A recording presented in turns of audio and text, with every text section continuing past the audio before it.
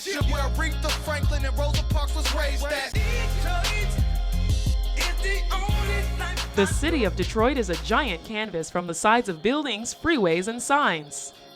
These artists make their mark anywhere their paint will stick. They swoop in undetected and leave before the paint even dries. What some of them are doing is called tagging, which basically is leaving their name or their mark on walls like these, while others are creating elaborate displays that express emotion and their creative skills.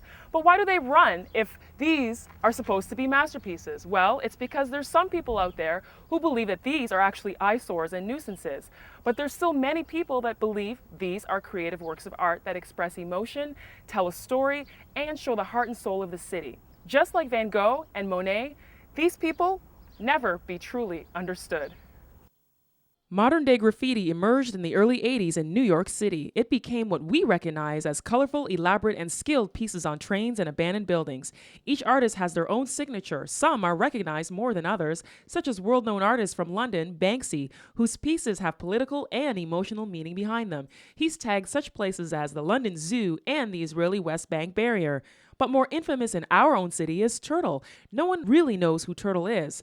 Turtle popped up all over the Detroit area in the late 90s. Turtle gained the most recognition when the Detroit Institute of Arts and the Whitney were tagged. All that's known is Turtle has quit tagging. Many artists work on abandoned buildings, walls, and objects that are empty or run down. It doesn't make it okay, but some would rather see colorful displays of work on run-down abandoned house than rotting wood and broken windows.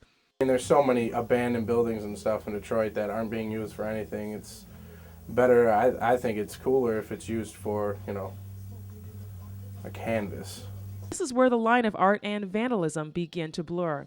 Most citizens and artists, including DJ Fillin, object when graffiti begins to show up on businesses and occupied homes. Graffiti is used as like a gang thing. I'm not so as cool to it as I am with just normal graffiti. Because if you're tagging something that's making it gang related, it's only spreading crime, when really graffiti wasn't meant like that when it first started. There are several groups in Detroit that are joining in the fight against graffiti. Some teenagers even volunteer their summer to clean up the streets. I'm in a group, Young Neighbors in Action. It's a Catholic little group, and we're trying to help the community. We're painting graffiti, cleaning up alleys. We're doing all kinds of stuff, picking up trash. Cities across America have suggested using free graffiti walls so that artists can get their work done. But the truth is, most of these people, where they see an abandoned building or an empty wall, they will be there with a can of paint ready to do what they do best.